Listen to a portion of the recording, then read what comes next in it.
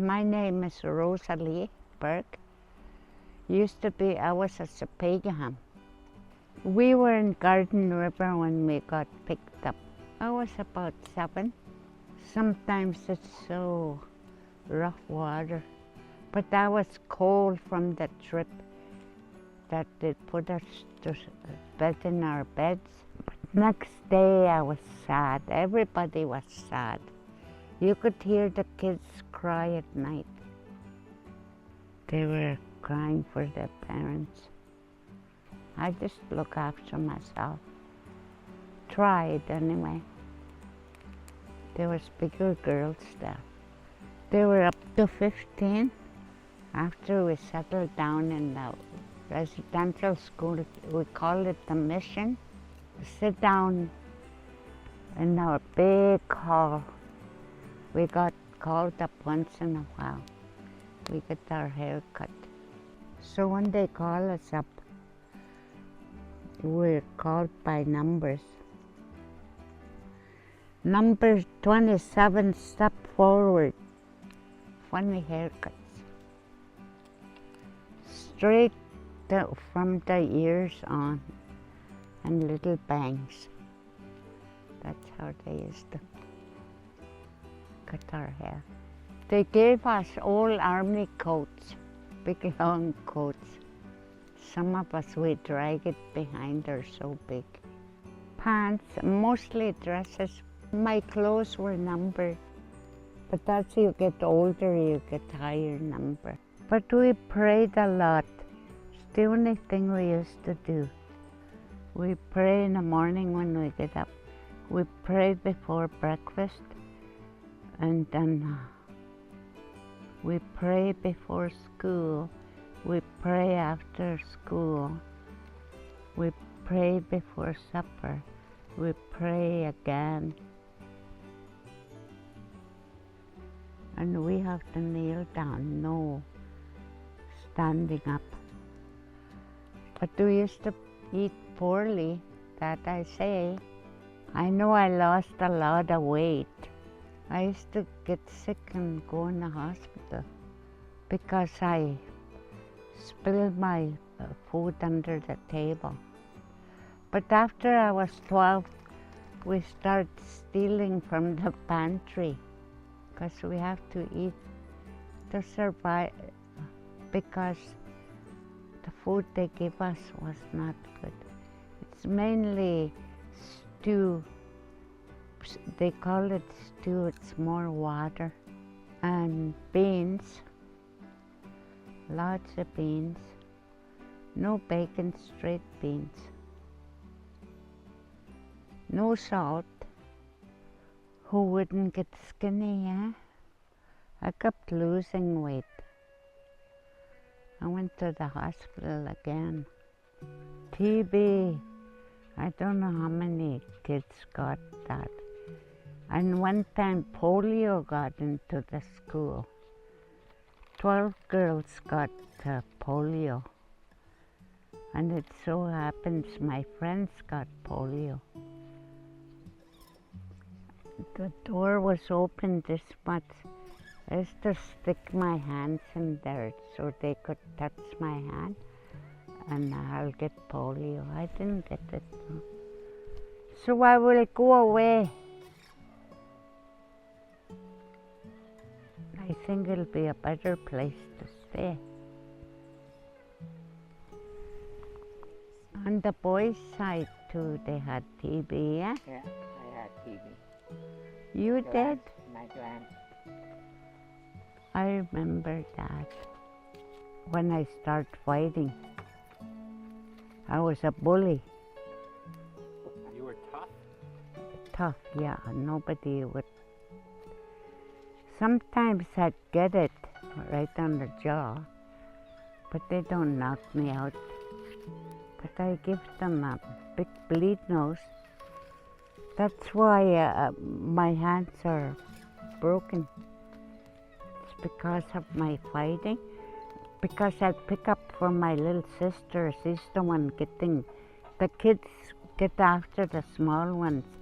They can't fight for themselves that size. And the bigger ones, sometimes they're too scared. They won't pick up for the little ones. So one day I thought, oh, my little sister's so pitiful, the kids hit her. That's when I start bullying. Big fighter. Were you a good fighter? Oh yeah, fist, not wrestling. Just like our mom, right? Yeah. Our mom was a pretty good fighter too.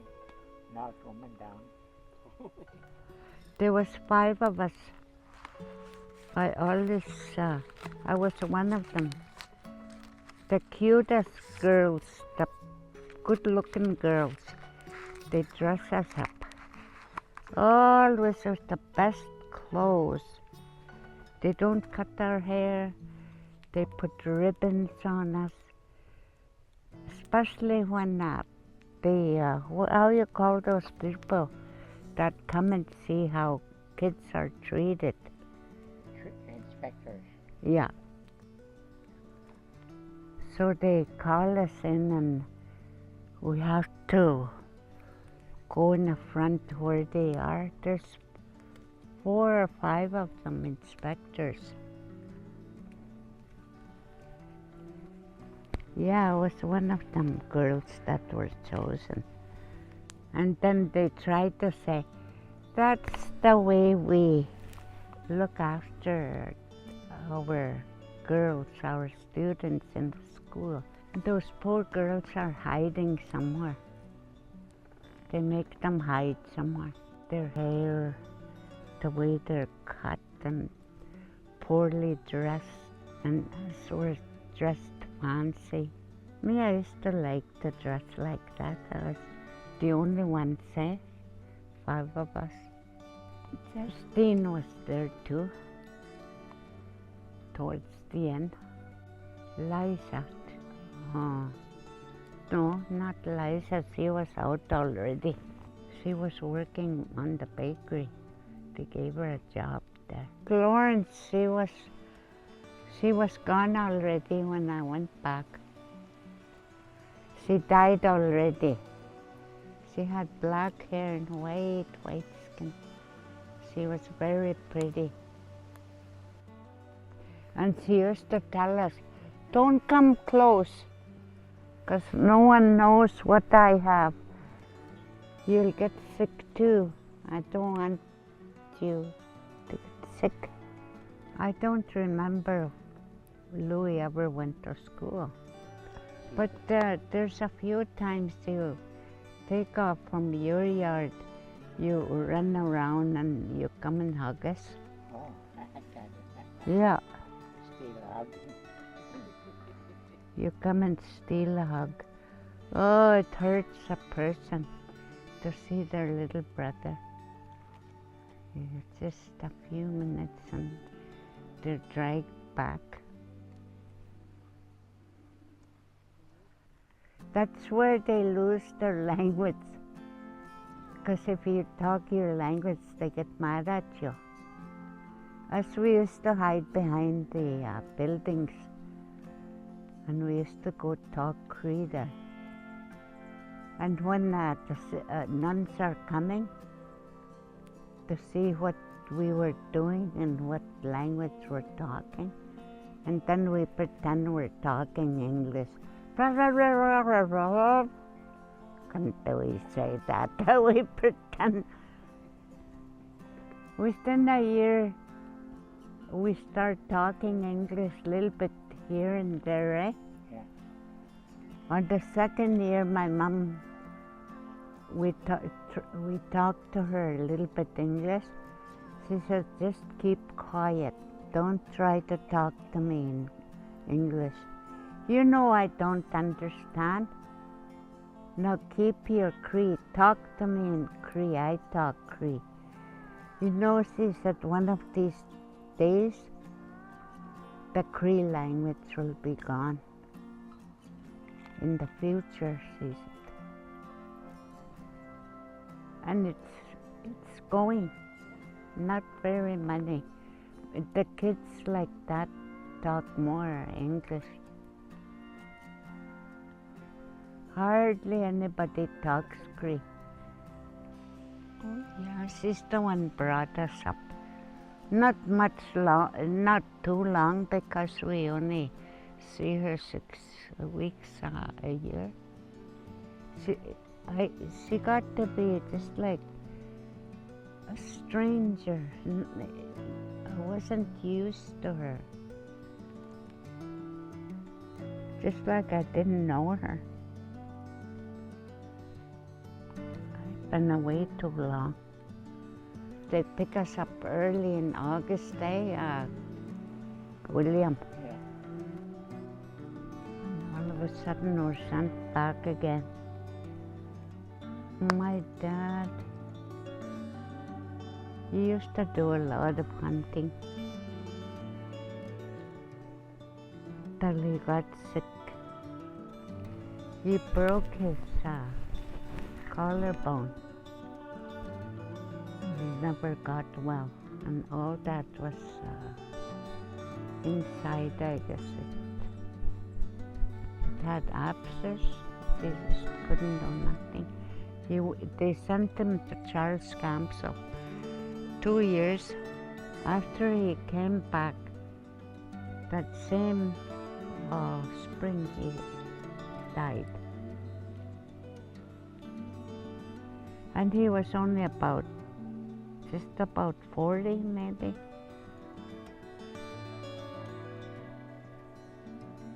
He used to put him in his canoe. Him. Yeah, once you get to be 15 or 16, they just tell you to go because there's no more money for being a teenager, 15 and 16. You have to go. And they don't care where you go. They don't try to send you to school. Not us anyway. I wanted to go to school some more, but nobody said anything to me.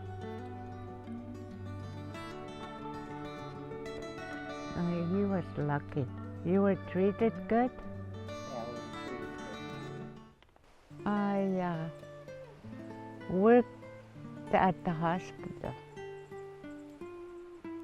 They gave me a job there after. When I was 18, these people were making boats from Fort Vermilion. You know those big towers, the old Bay House, William? Yeah. Right straight down there, they're making boats. And Pauline said, you know those boats they're making? They're going to Fort Smith. Is that right? I said. So after a while she said, I think I'll take you along with me.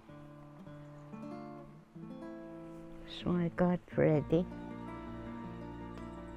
We traveled 2 weeks from Fort Vermilion to Fort Fitzgerald. 2 big boats. A week after we got here, those big freight boats, I guess Sammy was working there. He came. He just looked at me long time as if he never seen a woman. Yeah. And of course, me big smile. Sexy smile. And then he asked me, where's Willie? They're gone uptown, I said, I'm babysitting. And he gave me a bag of something to keep for him, a little trap, I guess. I'll come and pick it up after, he said. So he put it there. Not too long after, my sister and her husband came back. And I said, there was 2 guys come here to visit, but they weren't here. Who were they? I don't know their name myself. So he came that evening and we went for a walk. So the romance was on. How many kids did you have?